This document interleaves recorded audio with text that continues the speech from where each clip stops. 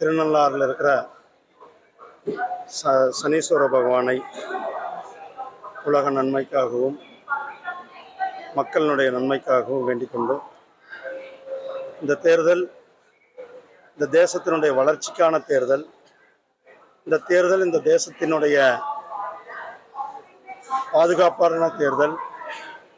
மக்கள் கடந்த 10 ஆண்டுகளில் இந்த நாடு எந்த அளவுக்கு மிக வேகமாக முன்னேறி இருக்கிறது என்பதை பார்த்து கொண்டிருக்கிறார்.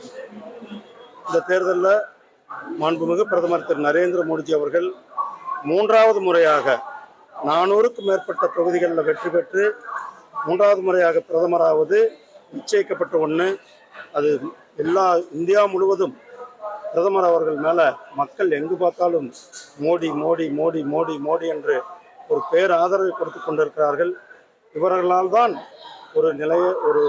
இந்த நாட்டை மிகவும் வேகமான வளர்ச்சி பாதை 2047 வல்லரசு நாடாக ஆக்க முடியும், இந்த நாடு வளர்ச்சி இழந்த நாடாக ஆக்க முடியும் என்று மக்களுடைய விருப்பமாக இருக்கிறது. அது கடந்த 5 பேஸ் இன்றைக்கு 6வது பேஸானது நடந்து கொண்டிருக்கிறது.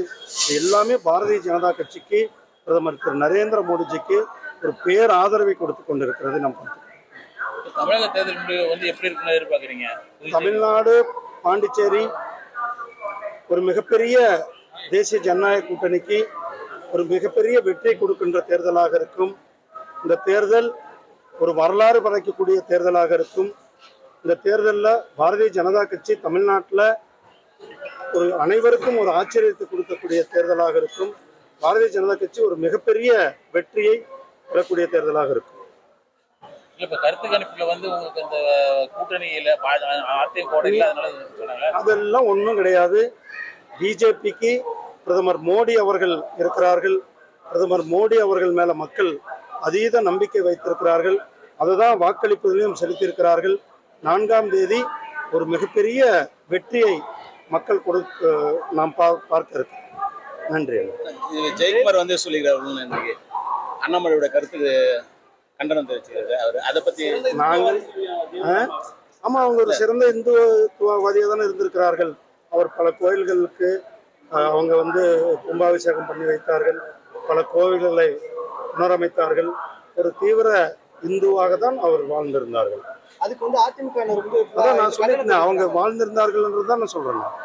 ஆளுநர் மாளிகையில் இந்த திருவள்ளுவரை போற்றுகிறது பாரதிய ஜனதா கட்சி.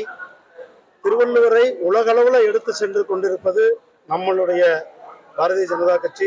நம்முடைய பாரதிய ஜனதா கட்சியினுடைய தேர்தல் அறிக்கையில் கூட நாம் உலகம் முழுவதும் திருவள்ளுவருக்கு கலாச்சார மையம் ஏற்படுத்தி கொடுப்போம் என்று சொல்லியிருக்கிறோம். நம்மளுடைய பிரதமர் திரு நரேந்திர மோடிஜி அவர்கள் கடந்த 10 ஆண்டுகளில் திருக்குறளை 35 மொழிகளுக்கு மேற்பட்ட மொழிகளில் மொழிபெயர்த்து உலகம் முழுவதும் வெளியிட்டிருக்கிறோம். பிரதமர் அவர்கள் தமிழ் மொழி, தமிழ் பண்பாடு, தமிழ் கலாச்சாரத்தின் மேல ஒரு அதீத பற்று வைத்திருக்கிறார்கள். அதனாலதான் போன வருஷம் இந்த வருஷம் ஜனவரியில டெல்லியில பொங்கல் விழாவில் கலந்து கொண்டு அவரே நேரடியாக பொங்கல் வைத்தார்கள். இப்படி தமிழர்களுடைய பண்பாடு, தமிழர்களுடைய கலாச்சாரம், தமிழ் மொழி, தமிழ் இலக்கியங்கள் மேல அதிகமான பற்று வைத்திருக்கிறார்.